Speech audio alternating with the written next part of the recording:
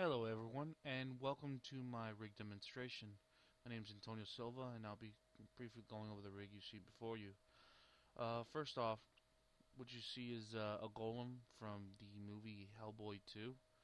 I decided to do this creature because one of my friends suggested it as an idea for a possible rig, and once I looked at it, it really did catch my eye.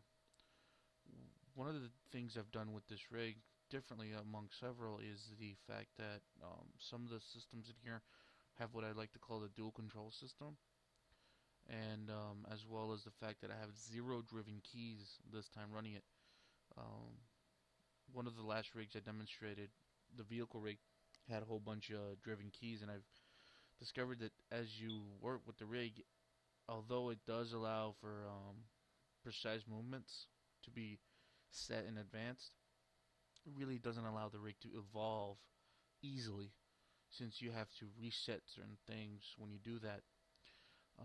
What drives this particular rig the most would have to be Melscript.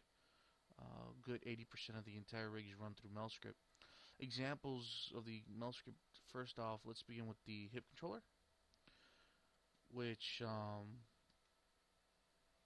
when I rotate this left and right, if you can see right here in the center, those middle gears actually rotate in relation to what direction I'm rotating the hip controller.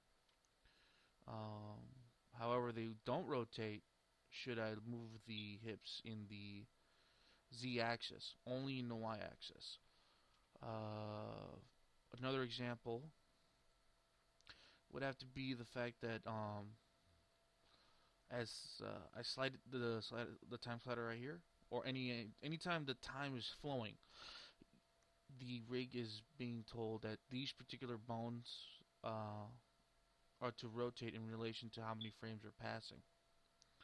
So if I slide it fast, the bones respond to the speed, the playback speed that's currently happening, which is really handy because this frees up a lot of animations and it just makes it easier to use.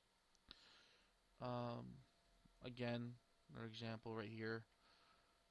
When I rotate this particular set of bones, um, using the controls, which is right here. Uh, this one rotates in relation to where this controller is, and based off of this, these two gain rotations in the opposite direction, or the direction that makes sense for the gears to rotate. So as you can see there, this one rotates counterclockwise when I move the arm up, and clockwise when I move the arm down. And same over here. Now, another thing I've added in here are pole vectors for the knees. So, no matter what, the knees will always point to this. So if I move the foot out, it's going to try and stay with this. Since this is being pulled over here, I can move it over here or there. Just another method to the madness that is this rig. An example of the dual control system I was talking about earlier is this. This arm rotates only in the Y and Z axis. So if I rotate right there, I rotate there. If I rotate up and down, it'll do it. But because I don't want it to rotate along this axis, it'll ignore it completely. However, this is a child of this master controller for the arm, and this one can rotate freely. The reason I did that is because it just allows me more control, and I can finesse certain motions a lot easier this way. I've tried it several times. I've tried, one controller, and it just wasn't enough. The dual control system allows me to also allow this to function, as a shoulder controller as well. So it doubles as an arm rotation tool and a shoulder controller. The hands themselves also have dual controls. Actually, this one has about 3 controllers. This moves the arm up. This functions for the rotations of the wrist, And this last one opens and closes the hand. It's this just allows for the arm to be animated however the animator should want.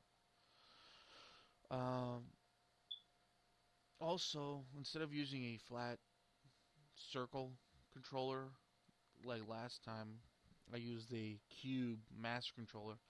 The only logic behind this was I just wanted to be able to grab it from wherever in the scene. So if it's behind something, just literally just touch whatever point, and I have control over the golem.